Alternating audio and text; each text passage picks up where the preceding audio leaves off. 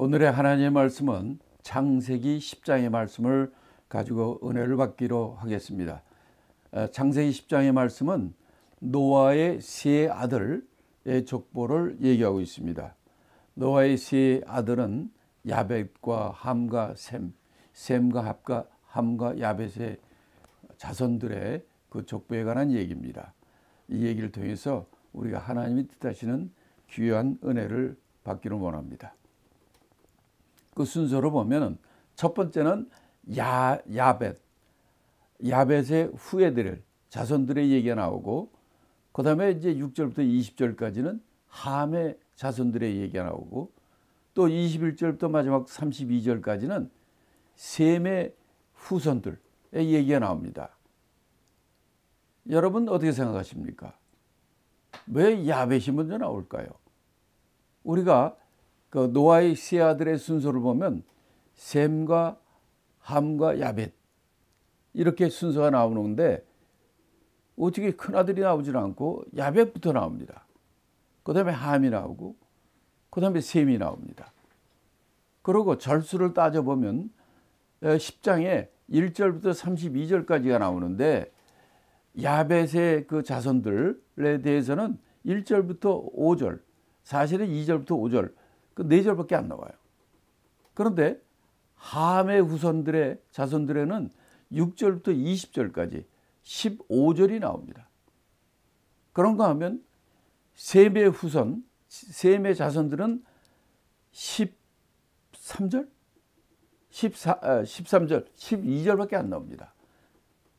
자, 그럼 좀 이상하지 않습니까? 여러분이 아니 왜 셈, 함, 야벳의 순서인데 야벳이 먼저 나오고 함이 나오고 셈이 제일 나중에 나오고, 또 절수를 따져도 아니 셈이 많이 나와야 될 텐데 그 나쁜 함의 후손들이 더 제일 많이 나옵니다.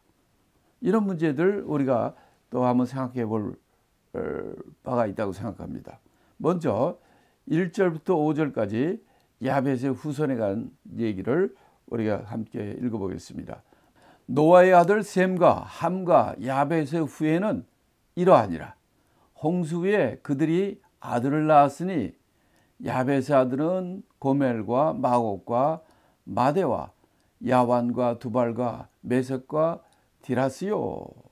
자, 1절에 보면 여기 순서가 딱 나와 있잖아요. 노아의 아들의 셈과 함과 야벳의 후예라. 이렇게 큰아들, 둘째, 셋째 딱 나와 있는데, 뭐 누구부터 소개하냐면 야벳의 아들부터 소개하는 거예요. 왜 그럴까? 자, 여러분도 한번 생각해 보십시다.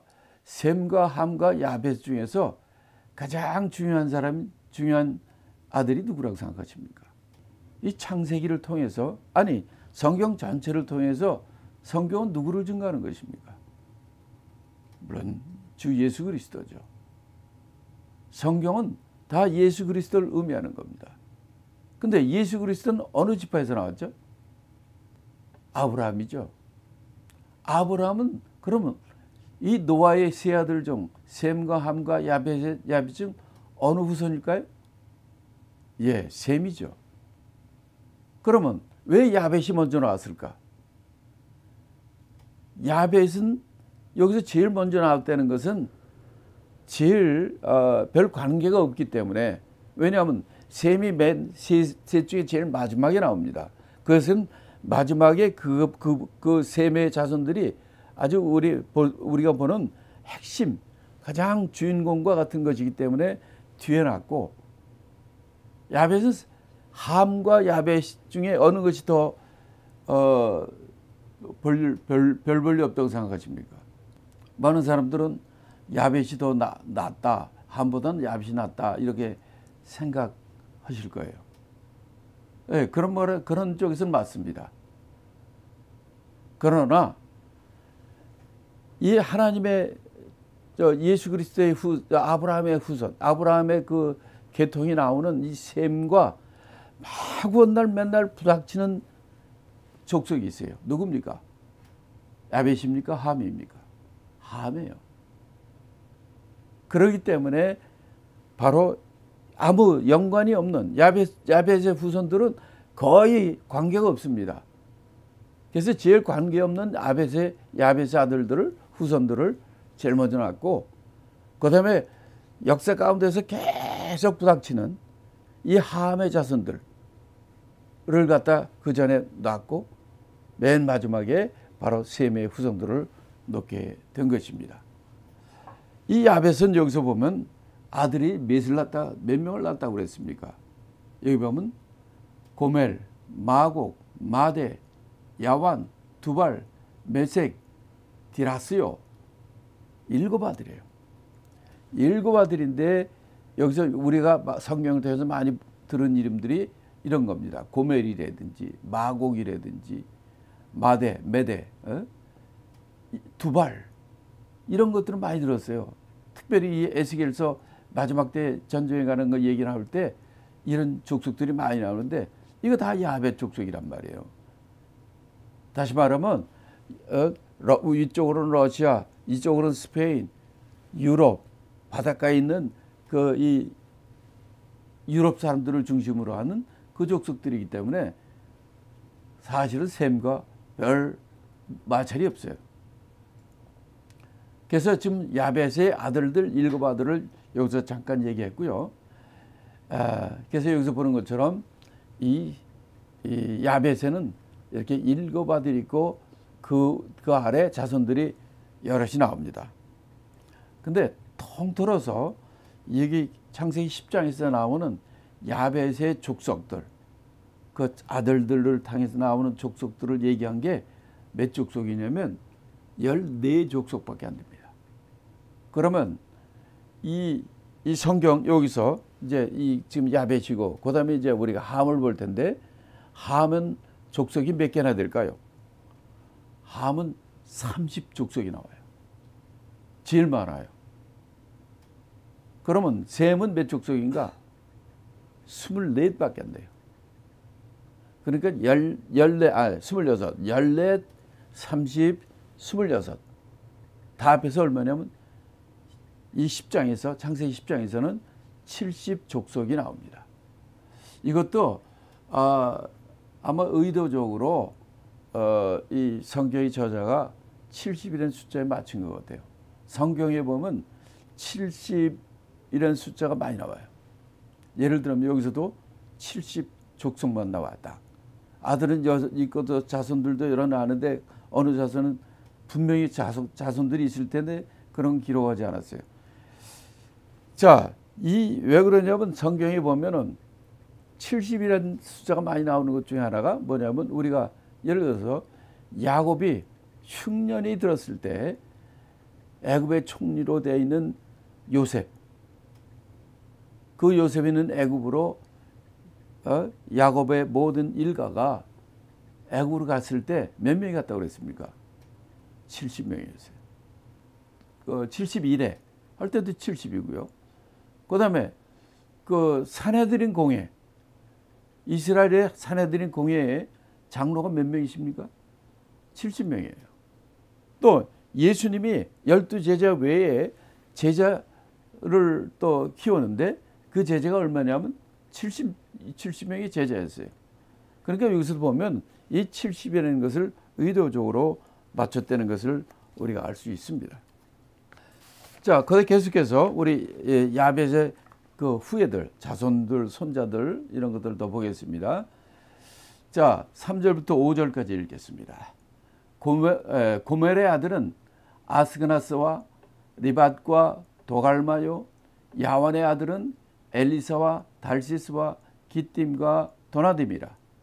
이들로부터 여러 나라 백성으로 나뉘어서 각기 방언과 종족과 나라대로 바닷가의 땅에 머물렀더라. 자, 여기서 보면 그 자손들, 그 손자들을 얘기를 할 때 그 여기 좀 7명이나 됐었는데 그 중에서 2명만 나와요. 고멜을 통해서 아들이 생겼다는데 그것도 하나, 둘, 셋 나오고 또 야완, 바로 이 넷째 아들인 야완을 통해서도 엘리사와 다실스와 기띔과 도다님 이렇게 4개밖에 안 나오죠. 왜 나머지는 얘기를 안 하는지 우리는 지금 알 수 없지만은 전체적으로는 이 숫자를 맞춘 것 같다는 생각이 많이 듭니다. 하여튼 야벳을 통해서 그의 아들과 손자들을 통해서 이들로부터 여러 나라 백성으로 나뉘었다. 그러니까 바로 야벳의 아들들과 또 손자들과 이런 걸 통해 가지고 각 나라가 세워졌다는 거죠. 여러 나라 백성으로 나뉘었다. 나라를 형성했다는 거예요. 그래가지고 어떻게 됐다고 그랬어요? 각기 방언과, 그러니까 이들이 다 말이 달라졌어요. 같은 형제고 손자지만은 어느 때부터인가 그들이 각기 다른 방언으로 다 날라서 흩어졌다는 거예요. 그게 어디겠습니까? 바로 바벨탑 사건이에요. 그 사건을 계기로 해서 이들이 쫙 다 흩어진 것을 하나님이 그 언어를 다르게 함으로 그들이 흩어지는 것을 우리가 알 수 있고, 또 그래서 이들이 어디로 갔나? 나라대로, 종족과 나라, 그때 언어대로, 언어가 다르니까 언어대로 방언과 종족과 나라대로 이 야벳 후예들은 어디로 가는가? 바닷가의 땅에 머물렀더라 이랬어요. 바닷가의 땅이다. 그 당시에 그 지역에서 바다라는 것은 지중해가 그들은 맨 바닷가 흐름 지중해입니다. 그 지중해에 있는 모든 나라들이 예를 들어서 여기서 야완이라는 데는 어디냐면 거기가 헬라예요. 그리스 땅이에요. 이 많은 지역들이 다 이 바닷가의 근처에 있고 위쪽에 위에 러시아까지 이 유럽 전역 그쪽으로 바닷가에 있는 이 세계의 역사를 봐도 옛날에는 뭐 그리스였다가 그다음에 이제 그리스 망하니까 로마가 했다가 망하니까 그다음에 어떻게 됐습니까? 그다음에 이제 저쪽 스페인 이쪽으로 나가서 스페인이 해양 대국이 됐죠. 그다음에 이제 네덜란드나 화란이나 이 네덜란드 쪽이 그걸 했다가 그다음에 영국이 했죠. 대개 바닷가의 나라는 번영을 합니다. 문명이 발달하고 번영을 하고 물자가 많고 무역이 활발하고 이런 야벳의 후손들은 이런 쪽에서 굉장히 발달해 나간 것을 우리가 알 수 있습니다. 파랑 짙은색 이건 셈이고, 그 다음에 오렌지색은 함이고, 그 다음에 그린색은 이것이 야벳이죠. 그래가지고 전반적인 구조가 함 자손들은 이 남쪽이면서 아프리카 쪽이나 중동 아래쪽, 그 다음에 야벳 족속은 좀 위쪽과 서쪽 이쪽으로, 그 다음에 나머지 셈족은 중동 그 중심으로 아시아 쪽까지 이렇게 갖는 것을 우리가 볼 수 있습니다.